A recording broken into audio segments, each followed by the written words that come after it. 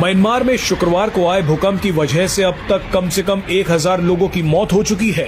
घायलों और मरने वालों की संख्या और भी बढ़ सकती है। इस मुसीबत की घड़ी में जिस कंट्री ने सबसे पहले आगे बढ़कर उनका साथ देने का एक अज़्म का इजहार किया है, फर्स्ट रिस्पॉन्डर की तरह एक्ट कर रहा है, वो इंडिया है। म्यांमार के लोगों को बचाने के लिए भारत ने ऑपरेशन ब्रह्मा लॉन्च कर दिया है।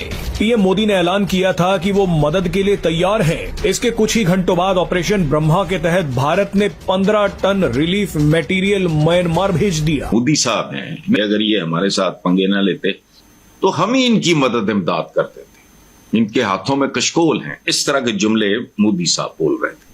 म्यांमार, थाईलैंड, जहां जहां पर ये तबाही आई है वहां के लोग इंडिया को थैंक यू बोल रहे हैं और बहुत ज्यादा उनको जो है थैंक्स इसलिए कह रहे हैं कि इस मुसीबत की घड़ी में जो है वो भारत आगे बढ़ा है। इस वक्त आपका ट्रेडमार्क क्या है? भिखारी। सऊदी अरब में भी भिखारी, दुबई में भी भिखारी, हर कंट्री में जाते हैं तो खैरात मांगते हैं। आपका वजीर आजम भी कहता है कि मैं खैरात मांग रहा हूं। भारत का एक ताल्लुक है अमेरिका के साथ, वो एक डिफरेंट लेवल का है। इसीलिए हमने देखा कि प्रेसिडेंट ट्रंप ने मोदी साहब को बुलाया भी, फिर तो उसी गैबर्ट भी गई। इनका बेसिक स्ट्रक्चर सड़ा हुआ है बांग्लादेशियों का। दे कैन नॉट सर्वाइव यार, उनका not because of money and all that. Money तो आप मेहनत करो, if you work hard you will get the money, there is no problem. इनका बेसिक जो प्रेमिस है ना बांग्लादेश का, वो गड़बड़ है। They can not survive, they will always need some sort of a papa. जय हिंद दोस्तों, शुक्रवार के दिन म्यांमार में 7.7 मैग्नीट्यूड का अर्थक्वेक आया जिसने थाईलैंड और बैंकॉक एरिया को भी इंपैक्ट किया। और वहीं भारत ने ऑपरेशन ब्रह्मा लॉन्च करते हुए फर्स्ट रिस्पॉन्डर की तरह अपना एक C-130 हरक्यूलिस विमान 15 टन सामग्री के साथ म्यांमार में लैंड किया और भारत पहला देश बन गया है जिसने इस क्राइसिस में सबसे पहले रेस्पॉन्ड किया। आप इस वीडियो में पाकिस्तानी मीडिया के रिएक्शन देखिए। म्यांमार और चाइना, साउथ चाइना के कुछ हिस्सों में और थाईलैंड, यहाँ पर एक बहुत ज्यादा शदीद ज़िलज़िला आया है। मैग्नीट्यूड अगर हम बताएं तो 7.7 मैग्नीट्यूड कहा जा रहा है ये अर्थक्वेक, और इसने तबाही मचा दी है। म्यांमार के इस 7.7 मैग्नीट्यूड के अर्थक्वेक ने तबाही मचा दी है कई कंट्रीज में, लेकिन सबसे ज्यादा जहां पर तबाही आई है वो है म्यांमार। इसमें अब तक कहा जा रहा है कि 1000 से ज्यादा लोग मारे जा चुके हैं। कुछ घंटे पहले तक 700 पीपल की खबर आ रही थी, 700 लोगों की, लेकिन अब 1000 लोग कहे जा रहे हैं जो इसके अंदर मारे गए। इसमें हमने ये देखा कि इसकी मेरे पास फुटेजेस मौजूद हैं सारी, जो मैं अभी आपको दिखाऊंगी। इसकी फुटेजेस, उस वक्त क्या हुआ, लोग क्या कर रहे थे, अचानक उनके ऊपर ये आफत कैसे आई और कितनी बड़ी तबाही टूट पड़ी उनके ऊपर, ये हम आपको दिखाएंगे। मेरे पास सारी फुटेजेस और पिक्चर्स, इमेजेस, वीडियोस, क्लिप्स मौजूद हैं। लेकिन इसी के साथ हम आपको खबर ये देंगे कि इस मुसीबत की घड़ी में जिस कंट्री ने सबसे पहले आगे बढ़कर उनका साथ देने का एक अज़्म का इजहार किया है, जो कंट्री इस वक्त फर्स्ट रिस्पॉन्डर की तरह एक्ट कर रहा है, वो इंडिया है।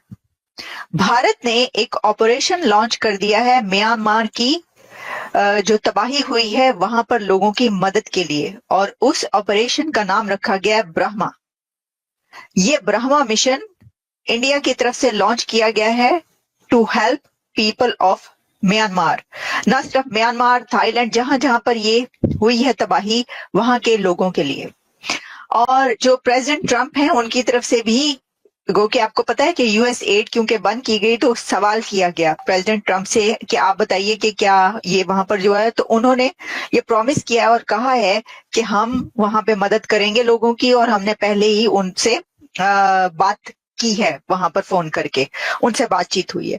जो चाइना है उसने भी अपनी जो एड है वो भेजनी स्टार्ट कर दी है, लेकिन सबसे पहले सबसे बड़ा कंट्री जो एड वहां पर भेजने के लिए सामने आया है फर्स्ट रिस्पॉन्डर के तौर पर, वो है इंडिया। और इस वक्त म्यांमार, थाईलैंड, जहां जहां पर ये तबाही आई है, वहां के लोग इंडिया को थैंक यू बोल रहे हैं और बहुत ज्यादा उनको जो है थैंक्स इसलिए कह रहे हैं कि इस मुसीबत की घड़ी में जो है वो भारत आगे बढ़ा है। बांग्लादेश भारत के हालात ठीक नहीं थे, आपको चाहिए था कि सालसी कराते रिलेशनशिप दोनों कौमों के साथ ठीक करके पाकिस्तान, इंडिया, बांग्लादेश, बर्मा इस सारे इकट्ठे तरक्की करते। मैं गारंटी कर सकता हूं आज बैठ के आप तरक्की नहीं कर पाएंगे जब तक आपके रिलेशनशिप भारत से, ईरान से, अफगानिस्तान से, चाइना से ठीक नहीं होंगे, बैलेंस अप्रोच नहीं होगी, आप तरक्की नहीं कर पाएंगे, आप इसी तरह जलीलो ख्वार होंगे। मैं फिर आज आखिरी दफा कोड कर देता हूं, फैज अहमद फैज ने किसी ने क्वेश्चन किया था, जो ने कहा जी फैज साहब मुझे लगता है कि पाकिस्तान खत्म होने वाला है। फैज अहमद फैज जो कि बहुत बड़े स्कॉलर थे, उन्होंने कहा था कि खत्म नहीं होगा, ऐसे ही चलता रहेगा। उनका इशारा यह था ये सिसक सिसक कर एड़ियां रगड़ रगड़ के मरता रहेगा, ये बंद नहीं हो। और 77 साल से आप एड़ियां रगड़ रहे हैं चीमा साहब। इस वक्त आपका ट्रेडमार्क क्या है? भिखारी। सऊदी अरब में भी भिखारी, दुबई में भी भिखारी, हर कंट्री में जाते हैं तो खैरात मांगते हैं। आपका वजीर आजम भी कहता है कि मैं खैरात मांग रहा हूं। ये अब ट्रेडमार्क बन चुका है।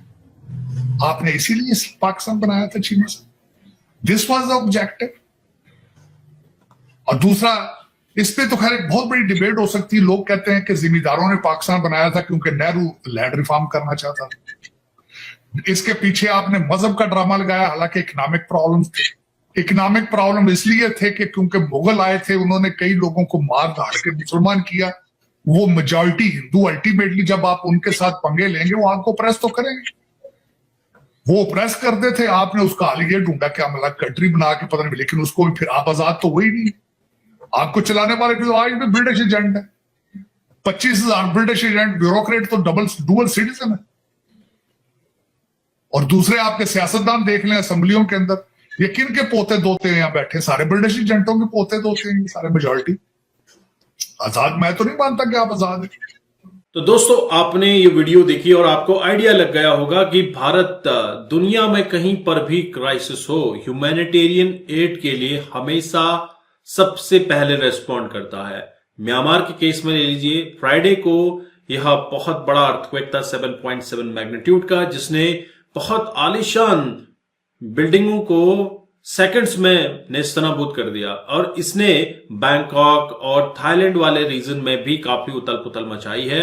और अभी तक की खबर के मुताबिक लगभग 1100 लोगों के हताहत होने की, मारे जाने की खबर आई है। और यह आंकड़ा आने वाले समय में 10,000 के आसपास भी पहुंच सकता है, क्योंकि कई बॉडीज अभी मलबे में दबी हुई हो सकती हैं, जिस तरह के हालात अभी म्यांमार के अंदर दिख रहे हैं।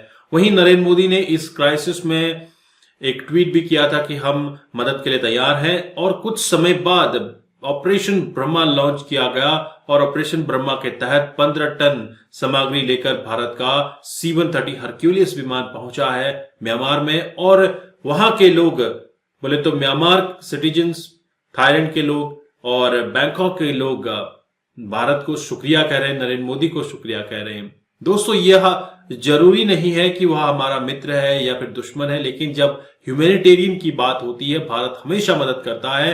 आपने टर्की के केस में भी देखा, जब टर्की में इतना भयंकर भूकंप आया था, उस समय पर भी भारत ने टर्की की मदद की थी। और टर्की वही देश है जो पाकिस्तान के राग मिलाकर कश्मीर के लिए बोला करता था। और तब से लेकर आज तक कश्मीर के मामले में टर्की ने बोलना बंद कर दिया है। 370 के हटने के बाद से लेकर अभी तक कोई भी ऐसा मूवमेंट नहीं रहा है जहां पर टर्की ने इस तरह से अपना रोल प्ले किया हो। भारत हमेशा ही ह्यूमैनिटेरियन एड के लिए तत्पर रहता है और भारत सरकार इसके लिए सबसे पहले रिस्पॉन्ड करती है। दोस्तों, आप क्या सोचते हैं? और पाकिस्तानी मीडिया के बारे में अगर आप कुछ कहना चाहते हैं, जरूर कमेंट कीजिए। चैनल पर नए हैं, चैनल को भी सब्सक्राइब करें। हम आपको मिलते हैं अगले वीडियो में, तब तक अपना ध्यान रखें। जय हिंद, जय भारत, जय श्री राम।